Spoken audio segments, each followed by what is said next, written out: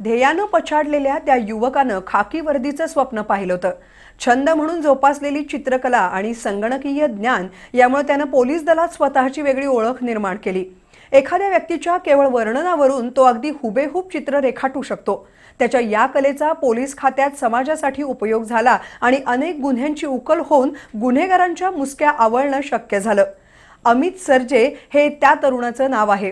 आजवरच्या 14 वर्षाच्या पोलीस दलातील सेवेत पोलीस नाईक अमित सरजे यांना 115 रिवॉर्ड्स आणि 56,700 रुपये रोख बक्षीस स्वरूपात मिळाली आहेत.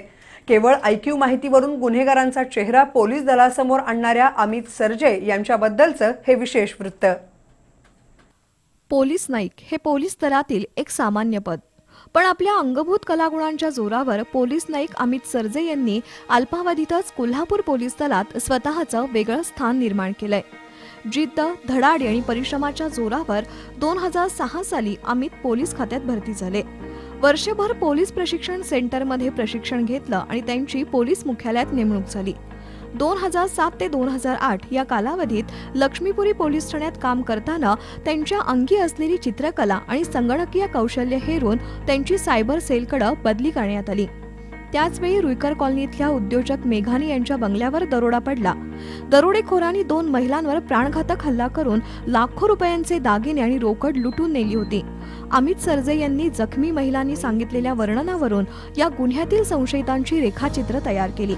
या चित्रांच्या आधारावरच अवघ्या 12 तासात जवाहर नगरीतल्या गुरु पोर टोळीतील 5 गुन्हेगारांच्या मुसक्या आवळण्यात पोलीस दलाला यश आलं. त्यावेळी तत्कालीन पोलीस महासंचालक D. शिवानंद यांच्या हस्ते बेस्ट डिटेक्शन अवॉर्ड देऊन अमित सरजे यांचा गौरव झाला होता.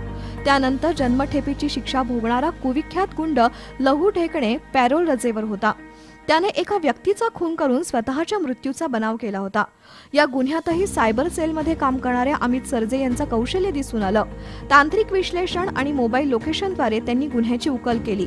तर मोका अंतर्गत कारवाई केलेल्या इचलकरंजीतील बबलू जावीर या गुन्हेगाराला न्यायालयात नेताना त्याच्या साथीदारांनी पोलिसांवर हल्ला करून त्याला पळवून नेलं. त्यावेळी सुद्धा अमित सरजेनं आपलं ज्ञान पणाला लावलं आणि मोबाईल लोकेशन शोधून केवळ 48 तासात गुन्हेगारांना अटक करण्यात हातभार लावला. वर्णनावरून गुन्हेगारांचे रेखाचित्र काढणं इतकं सोपं नाही. त्यासाठी चित्रकलेच्या बरोबरीनं निरीक्षण, कल्पकता आणि मानवी चेहऱ्याच्या ठेवणीचा अभ्यास असावा लागतो. अमित सरजे यांच्याकडे हे सारे गुण आहेत. शिवाय सायबर सेलमध्ये काम करताना त्यांच्या संगणकीय ज्ञानाचा फायदा पोलीस दलाला झालाय. पोलीस दलामार्फत तपासातील गुणवत्ता पडताळणी करण्यासाठी राज्य आणि राष्ट्रीय स्तरावर स्पर्धेचं आयोजन होतं. 2010 साली पुण्यात राज्यस्तरीय पोलीस कर्तव्य मेळाव्याचं आयोजन झालं होतं. त्यावेळी अमित सरजे यांनी ऑब्झर्वेशन टेस्ट आणि पोलीस प्रोटेक्ट टेस्ट या दोन्ही स्पर्धेत सुवर्ण पदक मिळवलं होतं. शिवाय राजस्थानमधील जयपूर इथल्या अखिल भारतीय पोलीस कर्तव्य मेळाव्यासाठी महाराष्ट्र पोलीस संघाचं त्यांनी नेतृत्व केलं होतं. तिथंही त्यांनी पदकांची कमाई केली होती. 2016 साली पुण्यातील क्राईम सीन फोटोग्राफीमध्ये राज्यस्तरावर रौप्य पदक आणि म्हैसूर इथल्या अखिल भारतीय कर्तव्य मेळाव्यात महाराष्ट्राचं प्रतिनिधित्व करण्याची संधी त्यांना मिळाली. आजवर अमित सरजे यांनी सायबर क्राईम विषयी जनजागृती करण्यासाठी अनेक ठिकाणी व्याख्यानंही दिली आहेत. नवनवीन तंत्रज्ञानाचा वापर करून गुन्हेगार फसवणुकीचे अनेक फंडे काढत असतात.